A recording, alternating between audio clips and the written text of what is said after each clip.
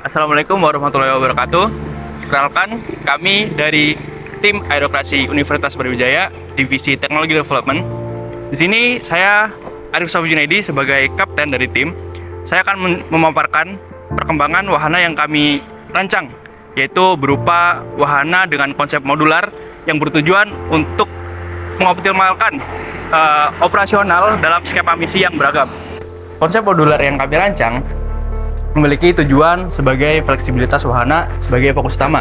Dengan hal ini, wahana yang kami rancang dapat dengan mudah melakukan misi dan penelitian.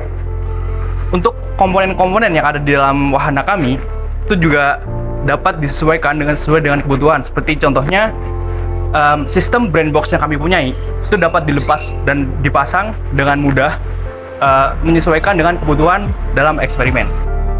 Pesawat modular yang kami rancang juga dilengkapi dengan sistem kontrol khusus pada sayap, sehingga sayap dapat berganti konfigurasi secara mandiri agar pesawat dapat bermanuver dengan baik. Hal ini dapat mempermudah pesawat dalam beradaptasi di lingkungan yang sulit untuk dijangkau. Untuk lebih jelasnya, mari kita lihat proses pembuatannya.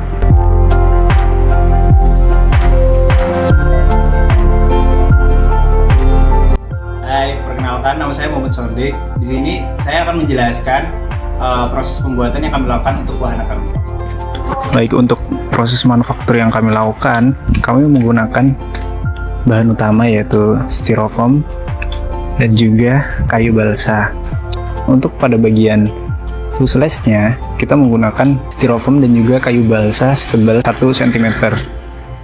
Dan selanjutnya kita melakukan komposit dengan resin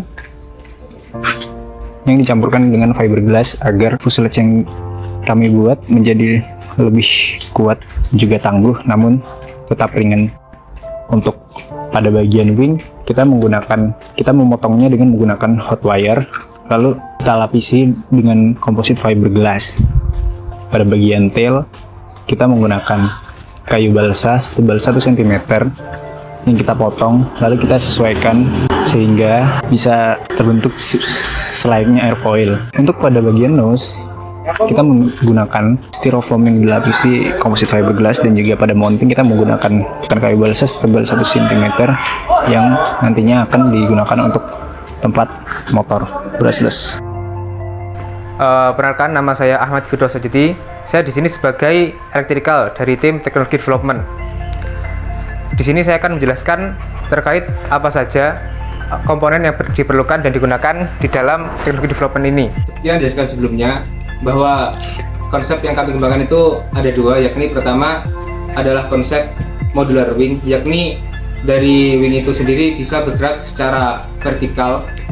Jadi dia bisa dari posisi low wing, mid wing, dan juga high wing, ataupun di posisi-posisi yang diinginkan.